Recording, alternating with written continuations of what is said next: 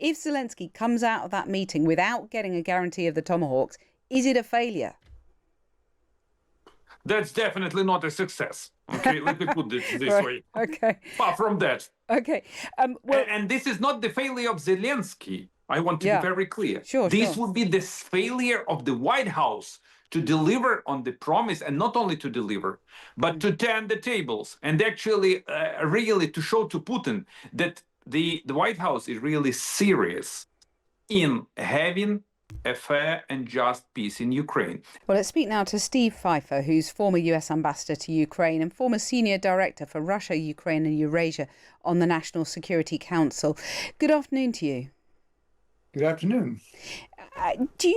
Is it possible, perhaps, that Donald Trump has learned from the fiasco over Alaska and the way Vladimir Putin sort of ran rings round him, and maybe about to up the ante, give Ukraine those Tomahawks and try and push Putin into some kind of peace deal that doesn't sell Ukraine down the river? Well, on Wednesday, I would have said yes, that it looked like certainly Mr. Trump's rhetoric had changed and that he might be moving to actually change American policy in terms of providing arms to Ukraine and in terms of additional sanctions on Russia. However, after the phone call yesterday, I think that Vladimir Putin has once again played the American president. And my expectations for positive outcomes from the Trump-Zelensky meeting are much lower. I'll come to that meeting in just a second. But how is Trump allowed himself to be played by Putin once again? Can't he see what's happening? I wish I knew. I mean, by my count, between April and August, there were at least 5 deadlines that Mr. Trump gave Putin for a change in Russian policy. And each of those 5 times when the deadline expired, the Russians had made no change in policy and there were no consequences. And it does make you wonder, doesn't it, what Vladimir Putin has on Trump? It's a mystery. I mean, there does seem to be something of an admiration on the part of Mr. Trump for Putin as a strongman. I mean, this is not just Putin. You look at his relationship with Orban and others. But it has, I think, prevented, one, a consistent American policy, and two, Trump, by continually caving in or backing away from applying pressure on Putin, has undermined his stated goal of trying to find an end to the war between Russia and Ukraine. Well, let's return to that crucial meeting then and the bearing that all of this has on it. And that is obviously Volodymyr Zelensky meeting Donald Trump in less than an hour now at the White House. You have very low expectations for that meeting, do you now? Certainly lowered expectations than I had 24 hours ago. I mean, if you go back to last weekend, President Trump was saying that, or suggesting that he was inclined, for example, to give Ukraine Tomahawk missiles. He was inclined to up the pressure on Moscow. And then after his phone call yesterday with Putin, Trump is saying, well, the United States doesn't have many extra Tomahawk missiles to give. We can't deplete our own resources. And then he says, now may not be the time to up the pressure on Moscow. So again, I think the expectations for this meeting, which were quite positive earlier in the week, I now believe have to be toned down. Well, in a moment, we're going to hear from Arseny Yatseniuk, who's former Prime Minister of Ukraine. But what would you say to the Ukrainians about how Zelensky sort of could turn this back to his advantage, this meeting? What would your advice be? Well, I think Zelensky has figured out in his last several meetings with Trump how to, have a good conversation with the American president and certainly avoid the kind of debacle that we saw when he was ambushed in the White House in February. But I think what he needs to explain is, look, the Russian position is not going to change unless Vladimir Putin is persuaded he cannot achieve his goals on the battlefield. Trump can help do that by upping sanctions on Russia and by providing additional weapons to Ukraine and confront Putin with the possibility that if he continues the war, he could be fighting for 2, 3, 4 more years and losing 300,000 people a year. That would cause or might cause a change in the Kremlin's approach. But if the US still refuses to impose those sanctions, there's very little that Zelensky can do in this meeting except play nicely, right? I mean, Zelensky, well, I think Zelensky hopes for American support, but it was interesting. I was in Kyiv in May, and I asked a senior Ukrainian official what happens if there is no if American support ends, and his response was, "Our situation becomes more difficult, but not necessarily impossible." Mm. Right. So he's sort of resigned to that. I mean, do you think Zelensky should be pushing for some kind of bilateral meeting with Putin as Trump has floated, or a trilateral, perhaps involving Trump, sort of shuttling between the two of them? Or does that play better for Putin than it does for Zelensky? I think it would actually play well for Zelensky to have a trilateral meeting so that Trump could be in the room and he could judge for himself which side is prepared to make some movement towards ending the war. I think Zelensky has said several times that he would be prepared to agree not to use force to reacquire the captured Russian territories. That suggests he's prepared to accept, at least temporarily, some Russian occupation of Ukrainian territory. Yeah. If you look on the Russian side, there's been absolutely no change in Russian positions except that they've hardened and they amount to Ukraine's total capitulation. Steve Pifer, thank you very much for joining us. Former US ambassador to Ukraine there, with setting out the agenda for that meeting that will happen in less than an hour now. Well, let's turn now to Arseny Yatseniuk, who's former Prime Minister of Ukraine, who's joining us from Lviv. Good evening to you, Arseny. Good evening, Kathy. Good evening.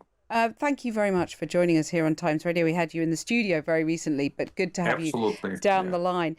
You heard there the analysis from America about the lowered expectations for this meeting between your president and President Trump. Are you fearful that this is going to end up being another disappointment? You know, fear is the worst remedy. So this is a no way and no starter for any kind of talks or if you want to get a result. I want to focus on the message from Karamurza. So he said that President That's Trump... the Russian dissident, Vladimir Karamurza, who I spoke to earlier on the program, yeah. So we met each other a few years ago, if I'm not mistaken. So, and he was actually, there were a number of assassination plots against him. And he said that Putin and Trump, that they are similar. You know, I strongly disagree with this kind of assessment. Putin is a KGB operative. And his mindset is completely different, rather the mindset of real estate developer, President Trump, and those who stick to bargains and commercial deals. And now he's the president of the United States. So it's just a wrong assessment. And the reason why I'm raising this issue, because we have to realize what's happening right now. So let me provide you my assessment, what has happened in the nearest few days ago. So President Trump has acknowledged that Putin played him. He has made the U-turn and he promised to deliver Tomahawks to Ukraine. And even more, his Secretary of War and his Secretary of Treasury and the entire political establishment made an about-face in terms of Russia. The rhetoric and the verbal stance was much stronger, and it was clearly in the support of Ukraine. Putin has realized that he is under threat. And what Putin is doing, he is applying absolutely the same pattern that he did before the Anchorage. Completely the same. So, do you think he's miscalculated it, and actually this could end badly for Putin? Zelensky could end up getting the Tomahawks, and this could be a pivotal turning point. You're absolutely right. You know, in case if President Trump decides to make a decisive action. So right now it's all in the hands of the president. Yeah, but what if the best option right now is to provide Tomahawks to Ukraine, and then to hold negotiations or any kind of talks with this suspected war criminal. Without this kind of leverage, this will be a disaster. So just to pin you down, if Zelensky comes out of that meeting without getting a guarantee of the Tomahawks, is it a failure? That's definitely not a success. Okay, let me put it this way. Okay. Far from that. Okay. And this is not the failure of Zelensky. I want to be very clear. This would be the failure of the White House to deliver on the promise, and not only to deliver, but to turn the tables and actually really to show to Putin that the White House is really serious in having a fair and just peace in Ukraine, and that President Trump is really serious in getting the real Nobel Peace Prize. Well, there's quite a test there, and we will, we'll have an inkling of that in an hour's time as to what the outcome is. But say the Tomahawks, it's a vague promise, it's not nailed down. What is your thought then about how this meeting with Putin might go? How Zelensky could possibly, get the upper hand in that meeting?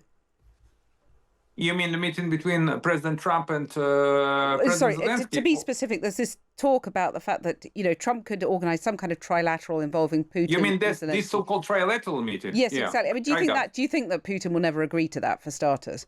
So let me go back to the square one. So he wants to repeat another Anchorage, but in Budapest. The reason why he has chosen Budapest, because you remember this notorious Budapest memorandum when Ukraine replenished, when Ukraine actually decommissioned the third biggest nuclear arsenal in the world, and there was signed a so-called Budapest memorandum, and the co-signatories were Russia, the United States, United Kingdom, and France, and even China somehow co-sponsored this memorandum, and everyone guaranteed territorial integrity and sovereignty to Ukraine. In the end, Russia, that was a co-signatory to that memorandum, invaded Ukraine. So that's the first reason why he deliberately has chosen Budapest. The second reason is that Budapest withdrew themselves from the ICC, International Criminal Court. And they already promised that Putin won't be arrested, he won't be handcuffed in Budapest. The third reason, because Orban is a very close friend to Putin, and he wants to present himself as a very close friend to Trump. So it's a kind of Trojan horse everywhere, except Moscow. Well, can I just pause you on the Budapest significance there? I mean, Vladimir Karamazov, the Russian dissident we were speaking to earlier, pointed out that in order to get to Budapest, Putin has got to fly over Europe. He's got to fly over EU airspace. I mean, should the plane be forced to land and Putin arrested for war crimes, do you think?